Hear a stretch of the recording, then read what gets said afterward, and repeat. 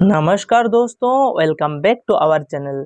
तो देखिए, हम JKPSC 10+2 एग्ज़ाम के पॉलिटिकल साइंस पेपर के लिए कुछ इंपॉर्टेंट क्वेश्चंस को डिस्कस कर रहे हैं और इस सीरीज में हम टोटल 1000 क्वेश्चंस को डिस्कस करने वाले हैं। ऑलरेडी हम 700 प्लस क्वेश्चंस को डिस्कस कर चुके हैं। तो अगर आप पहले वाले वीडियोस नहीं देखे हैं तो चैनल पर जाकर देख सकते हैं। आज हम आगे की क्वेश्चंस को डिस्कस करने वाले हैं। पर वीडियो शुरू करने से पहले एक इम्पोर्टेंट इन्फॉर्मेशन, अगर आप अपने प्रिपरेशन को और भी ज़्यादा मजबूत करना चाहते हैं और अपने कंसेप्चुअल क्लैरिटी लाना चाहते हैं तो आप हमारे JKPSC 10+2 लेक्चरशिप कोर्स को बाय कर सकते हैं। इससे आपके प्रिपरेशन बहुत अच्छा हो जाएगा। कोर्सेज के लिए आप हमारे ऐप और वेबसाइट पढ़ो तो इसे विजिट कर सकते हैं। और सबसे इम्पोर्टेंट बात यह है कि जो हमारे कोर्स है ये UGC नेट कोर्स के साथ भी अलाइन है, तो आपको UGC नेट प्रिपरेशन में भी मदद मिल जाएगा। और ये जो वीडियो है, इस वीडियो के अगर आप PDF चाहते हैं तो इस वीडियो के PDF भी आपको हमारे ऐप पढ़ो तो ऐसे पर मिल जाएंगे बिल्कुल फ्री में। तो जरूर प्ले स्टोर से पढ़ो तो ऐसे ऐप को डाउनलोड कर लीजिएगा और फ्री PDF सेक्शन से इस वीडियो के PDF को भी डाउनलोड कर लीजिएगा। तो चलिए वीडियो को शुरू करते हैं। तो देखिए, फर्स्ट क्वेश्चन क्या है। The basic structure doctrine in Indian constitutional law was established by which landmark supreme court case. तो कौन से केस के द्वारा जो बेसिक स्ट्रक्चर डॉक्ट्रिन है उसको एस्टेब्लिश किया गया था। Golaknath versus state of Punjab 1967, Kesavananda Bharati versus state of Kerala 1973, Minerva mills versus LTD versus Union of India 1980, या फिर Maneka Gandhi versus Union of India 1978। तो इसका जो करेक्ट आंसर है वो है option number B, Kesavananda Bharati versus state of Kerala 1973 में बेसिक स्ट्रक्चर डॉक्ट्रिन को लाया गया था। ठीक है, तो बाकी के जो केसेस है उसको इधर एक्सप्लेन किया गया है। जो गोलोकनाथ केस है वहां पर कहा गया था जो फंडामेंटल राइट्स है कैन नॉट बी अमेंडेड, उसको अमेंड ही नहीं किया जाएगा, है ना। और मिनर्वा मिल्स केस में रीएफर्म्ड किया गया था बेसिक स्ट्रक्चर डॉक्ट्रिन को, जो केशवानंद भारती केस में पहले कहा गया था। और मेनका गांधी केस में आर्टिकल 21 को एक्सटेंडेड किया गया था, राइट टू लाइफ को। तो नेक्स्ट क्वेश्चन को देखते हैं। Antonio Gramsci's concept of hegemony in political theory refers to. तो जो हेजीमोनी का कॉन्सेप्ट है जो कि मतलब ग्राम्स्की ने दिया है हेजीमोनी का कॉन्सेप्ट, उस हेजीमोनी के कॉन्सेप्ट में ग्राम्स्की क्या कहते हैं। हेजीमोनी क्या है? Direct domination of society through coercive force by the ruling class. मतलब जो रूलिंग क्लास होते हैं, रूलिंग क्लास के द्वारा एक डायरेक्ट डोमिनेशन होता है सोसाइटी के ऊपर, कोर्सिव फोर्स मतलब मिलिट्री को यूज करके, है ना, वो क्या हेजीमनी होता है। या फिर leadership and dominance maintained through cultural and ideological means.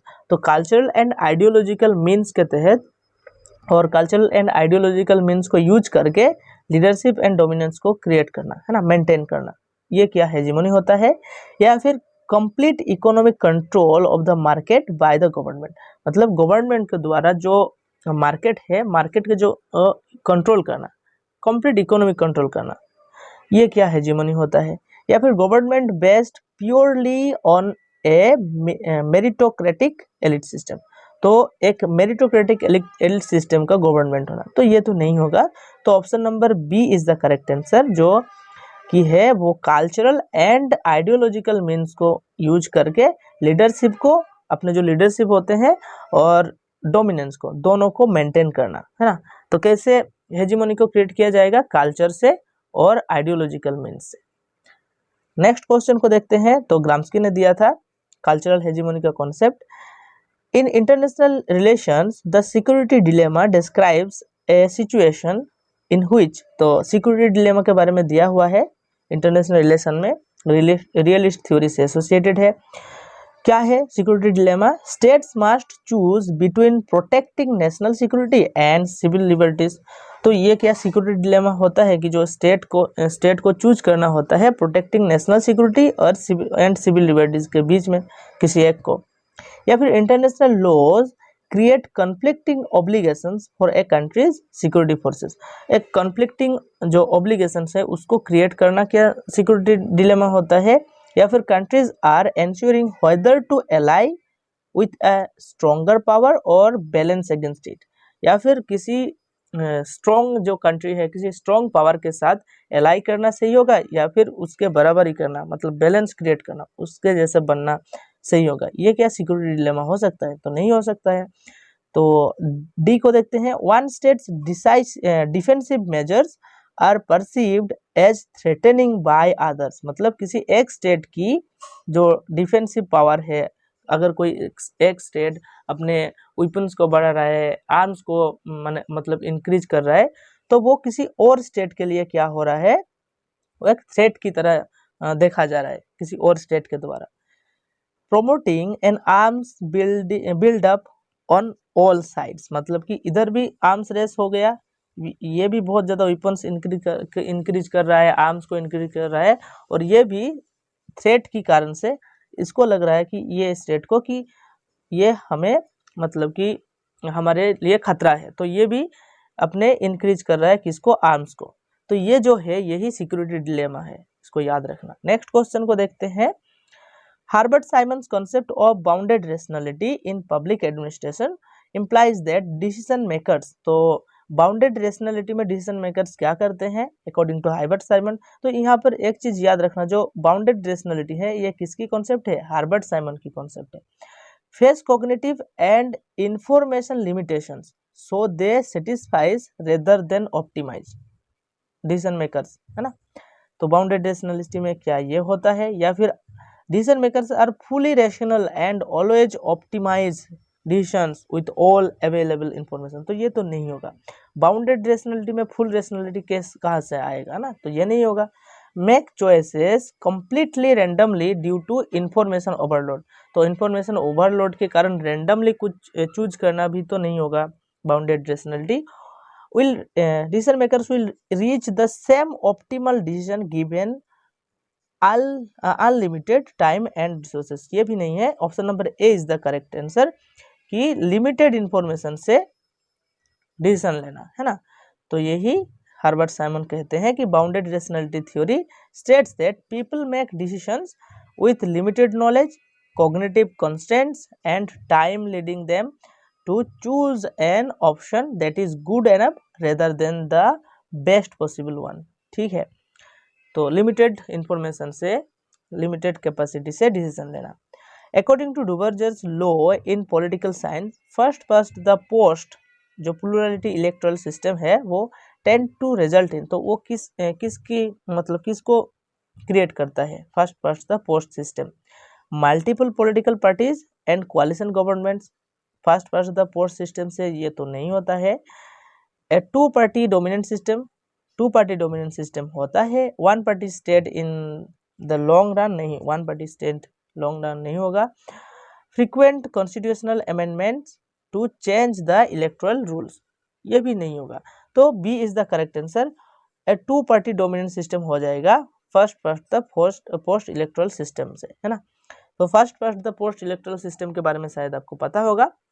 तो नेक्स्ट क्वेश्चन को देखते हैं, जो सबसे ज़्यादा मतलब कि जो जिसके पास वोट होता है वही मतलब विन होता है, ठीक है, चाहे उसके पास मेजोरिटी हो या ना हो। तो देखिए अगर किसी के पास 30% वोट शेयर चला गया है ना, और किसी के पास 20%, है ना, और किसी के पास नहीं 20 नहीं 30 और इधर 40, और किसी के पास नहीं 35 और किसी के पास 25, तो 100 हो गया ना। तो जिसके पास ज़्यादा सीट्स होंगे वही जीत जाएगा, ठीक है।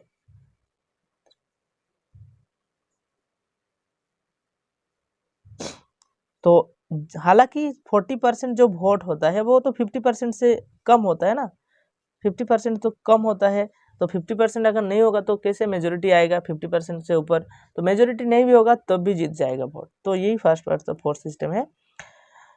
Which of the following is a characteristic of presidential form of government as opposed to a parliamentary form? तो प्रेसिडेंशियल फॉर्म ऑफ गवर्नमेंट का कैरेक्टरिस्टिक क्या है? Collective responsibility of the executive to the legislature, मतलब एक collective responsibility होता है legislature के ऊपर एग्जीक्यूटिव के, मतलब एग्जीक्यूटिव जो है वो रिस्पॉन्सिबल होते हैं। या फिर fusion of executive and legislative power in one institution, या फिर फ्यूजन हो जाता है एग्जीक्यूटिव एंड लेजिस्लेटिव पावर एक इंस्टीट्यूशन के अंदर, या फिर a fixed tenure for the head of government independent of the legislatures confidence, या फिर जो हेड ऑफ गवर्नमेंट होते हैं जो कि प्रेसिडेंट होते हैं वो एक फिक्स्ड टेन्योर के लिए इलेक्टेड होते हैं एंड इंडिपेंडेंट होते हैं of the legislature confidence. Legislature confidence मतलब जो नो कॉन्फिडेंस मोशन लाया जाता है ना हमारे पार्लियामेंट में मेजोरिटी प्रूव करने के लिए, वो नहीं होता है। या फिर requirement that ministers must be sitting members of the legislature, तो जो मिनिस्टर होते हैं उसको लेजिस्लेचर का एक सिटिंग मेंबर्स होना ही चाहिए। तो ये प्रेसिडेंशियल सिस्टम का फीचर्स नहीं है, ठीक है।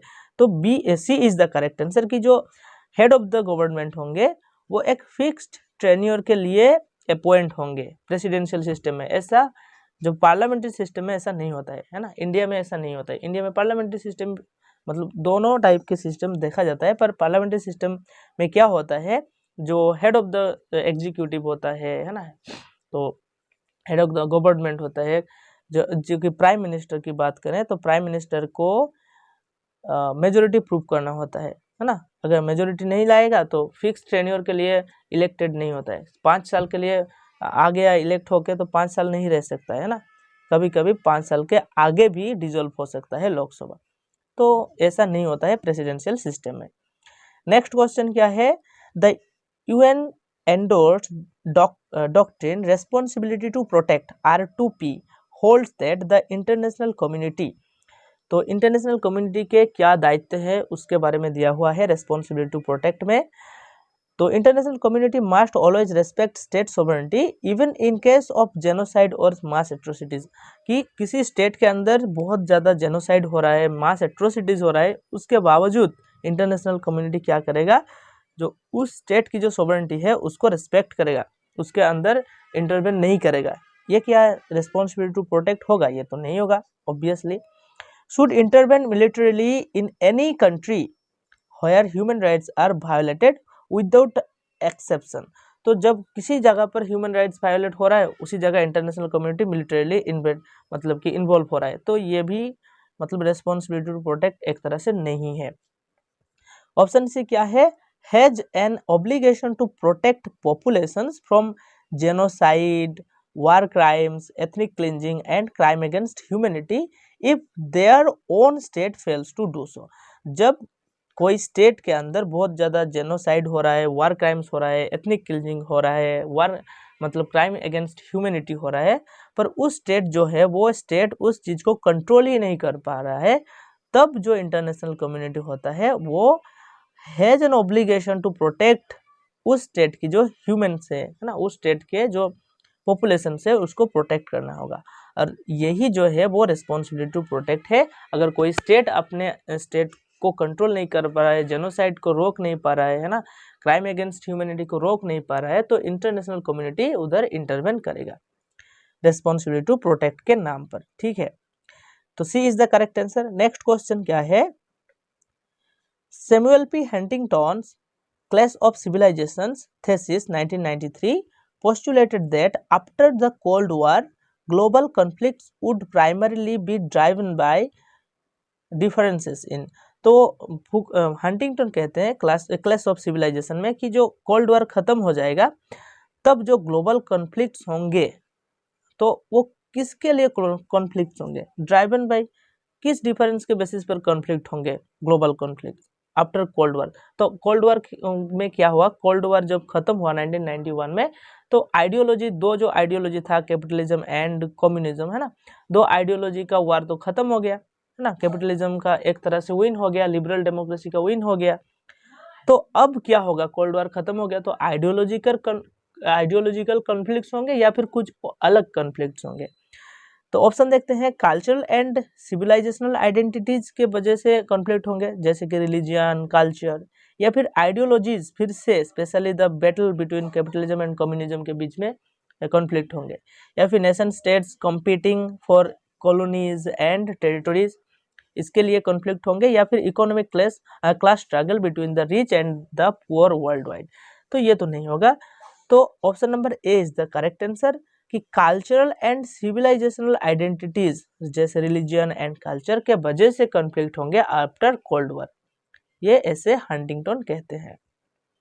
नेक्स्ट क्वेश्चन को देखते हैं, the institution of the ombudsman, ombudsman क्या है? An independent official who investigate citizens complaints against government mall administration, was first established in which country?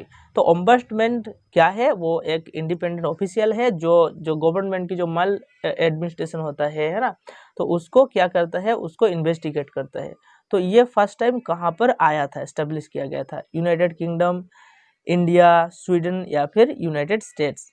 जिसका जो करेक्ट आंसर है वो है ऑप्शन नंबर सी, स्वीडन में फर्स्ट टाइम लाया गया था ओम्बड्समैन। ठीक है, नेक्स्ट क्वेश्चन को देखते हैं, Francis Fukuyama's end of history hypothesis 1992 argued that, तो फुकुयामा के जो एंड ऑफ हिस्ट्री है, एंड ऑफ हिस्ट्री हाइपोथेसिस में क्या कहते हैं Fukuyama?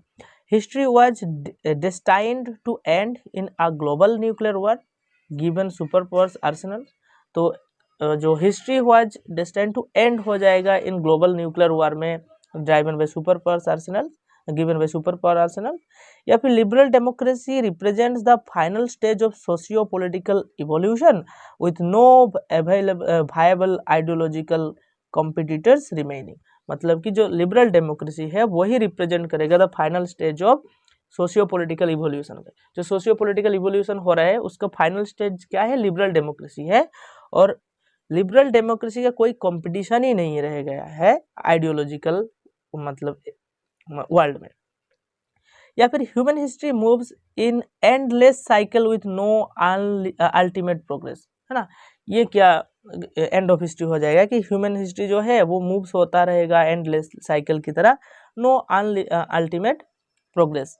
Socialism would inevitably trump globally in the 21st century restarting historical struggle, तो ये भी नहीं होगा, B is the correct answer. जो लिबरल डेमोक्रेसी है, जब कोल्ड वॉर खत्म हो जाएगा उसके बाद क्या हो गया है? लिबरल डेमोक्रेसी विन हो गया है, एंड लिबरल डेमोक्रेसी ही अब सिर्फ और सिर्फ एक मतलब कि ट्रस्टेड और कहा जाएगा कि एक इम्पोर्टेंट आइडियोलॉजी है जिसको हम ट्रस्ट कर सकते हैं, वही विन हो गया है और उसके कोई कंपटीशन ही नहीं है, एंड ऑफ हिस्ट्री हो गया है। नेक्स्ट क्वेश्चन को देखते हैं, The Montesquieu's doctrine of separation of powers is primarily aimed at, तो separation of power किसकी कॉन्सेप्ट है? Montesquieu, है ना, एग्जीक्यूटिव, लेजिस्लेटिव एंड जुडिशियरी, है ना, एग्जीक्यूटिव, लेजिस्लेटिव, जुडिशियरी जो सेपरेशन ऑफ पावर होता है Montesquieu ने दिया है। तो वो क्या एम करता है separation of power? Ensuring the unity of government institutions, जो गवर्नमेंट इंस्टीट्यूशन है उसकी यूनिटी की बात करता है, या फिर allowing the military to control the judiciary, ये तो सेपरेशन ऑफ पावर नहीं होगा। एस्टेब्लिशिंग डायरेक्ट डेमोक्रेसी, ये भी नहीं होगा separation of power. Preventing the abuse of power by dividing government functions, हाँ, जो गवर्नमेंट फंक्शंस है उसको डिवाइड कर दिया जाएगा, जिसके तहत जो एब्यूज ऑफ पावर होता है वो प्रिवेंट हो जाएगा, तो यही सेपरेशन ऑफ पावर होता है। D is the correct answer. Next question को देखते हैं, the concept of judicial review in the Indian constitution is borrowed from, तो जुडिशियल रिव्यू का कॉन्सेप्ट हम कहाँ से लाए?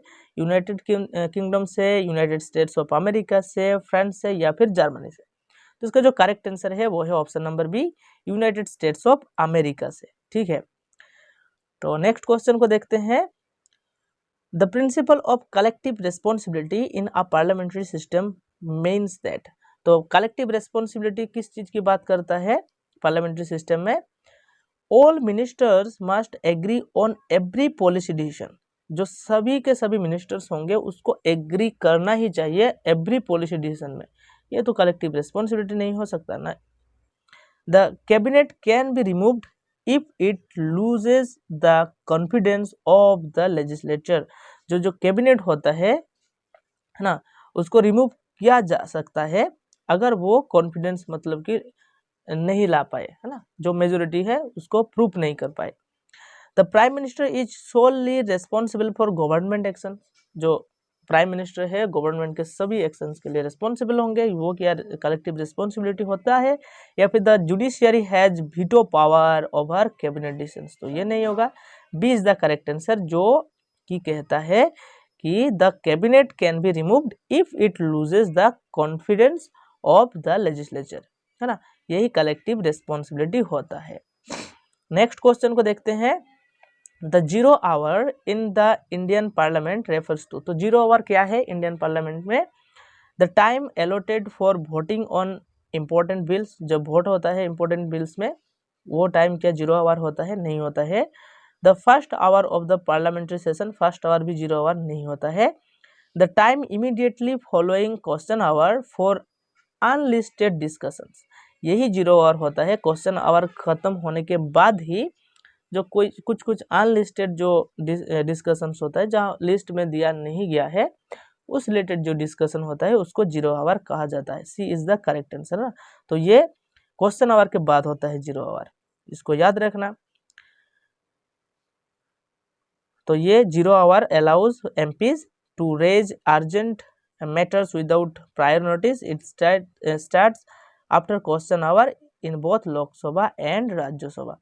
नेक्स्ट क्वेश्चन क्या है, the doctrine of lapse was introduced by, तो डॉक्ट्रिन ऑफ लैप्स किसने इंट्रोड्यूस किया था, मतलब Lord Canning, Lord Curzon, Lord Dalhousie, Lord Mountbatten, तो इसका जो करेक्ट आंसर है option number C, Lord Dalhousie, doctrine of lapse, ठीक है, doctrine of lapse Lord Dalhousie. Next question क्या है, the first official census in India was conducted in, तो official census first कब हुआ था, 1871 में, 1881 में, 1901 में, या फिर 1921 में।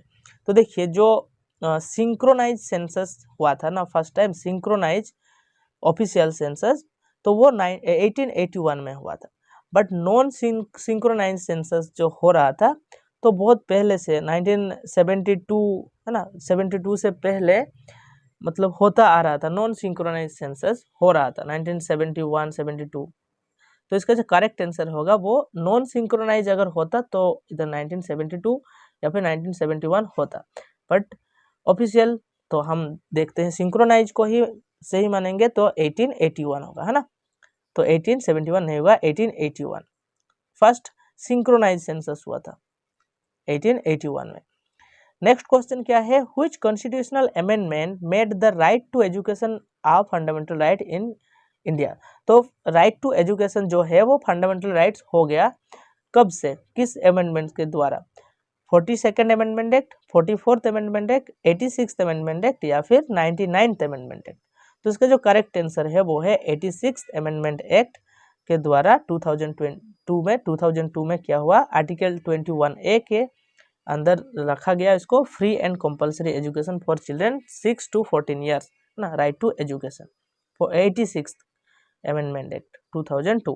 According to Alexander Wendt, anarchy is what states make of it, this reflects which theory, तो एनार्की क्या है, एनार्की वही है जो स्टेट खुद मतलब कि मेक करता है, न्यू रियलिज्म, कंस्ट्रक्टिविज्म, लिबरलिज्म, या फिर फंक्शनलिज्म, कौन से थ्योरी इसकी बात करता है, कंस्ट्रक्टिविज्म थ्योरी, है ना, अलेक्जेंडर वेंट कंस्ट्रक्टिविज्म कहता है जो भी कुछ है वो कंस्ट्रक्ट किया जाता है ना, कंस्ट्रक्ट हो रहा है, तो एनार्की को भी कंस्ट्रक्ट किया गया है, कौन किया है, स्टेट ने ही किया है ना, तो ये कंस्ट्रक्टिविज्म थ्योरी अलेक्जेंडर वेंट, तो B is the correct answer. Next question क्या है, who among the following was the first women president of the United Nations General Assembly UNGA, Indira Gandhi, Margaret Thatcher, Vijay Lakshmi Pandit, या एंजेला मार्कल, तो इसका correct answer है option number C, Vijay Lakshmi Pandit. तो Vijay Lakshmi Pandit first जो है women president था of the United Nations General assembly, जो कि 1953 में हुआ था। The concept of directive principles of state policy DPSP in Indian constitution is borrowed from, तो कहाँ से बोरो किया गया था directive principles of state policy, France, United kingdom, Germany, या फिर आयरलैंड, तो इसका करेक्ट आंसर है आयरलैंड, आयरलैंड से लाया गया था directive principles of state policy, ठीक है, जो कि पार्ट 4 में है इंडियन कॉन्स्टिट्यूशन का, ठीक है। नेक्स्ट क्वेश्चन को देखते हैं, पार्ट 3 में फंडामेंटल राइट्स है। The doctrine of basic structure was reaffirmed in which case, तो जो basic structure doctrine Kesavananda versus state of Kerala में लाया गया 1973 में, वो रीएफर्म कब हुआ था? मिनर्वा मिल्स केस में, या फिर मेनका गांधी केस में, या फिर ए.के. गोपालन केस में, या फिर गोलोकनाथ केस में? तो इसका करेक्ट आंसर है option number A, Minerva mills case में 1980 में रीएफर्म किया गया था। तो बाकी जो केसेस है इधर एक्सप्लेन किया हुआ है, इसको पीडीएफ से पढ़ लेना और पीडीएफ जरूर डाउनलोड कर लीजिएगा प्ले स्टोर से, मतलब कि पढ़ो तो ऐसे ऐप पर आपको मिल जाएंगे। तो पढ़ो तो ऐसे ऐप को पहले डाउनलोड कर लीजिएगा, उसके बाद इस पीडीएफ को आपको डाउनलोड करना होगा फ्री, बिल्कुल फ्री में। तो सार्क वाज एस्टेब्लिश्ड इन, तो सार्क कब एस्टेब्लिश हुआ था? 1991, 1985, 1972 या फिर 2002? इसका जो करेक्ट आंसर है वो है ऑप्शन नंबर बी, 1985 में आया था सार्क। नेक्स्ट क्वेश्चन क्या है? Which article of the Indian Constitution deals with the right to constitutional remedies? तो आर्टिकल 14, 19, 21 या फिर 32? तो कॉन्स्टिट्यूशनल रेमेडीज याद रखना आर्टिकल 32। नेक्स्ट क्वेश्चन क्या है?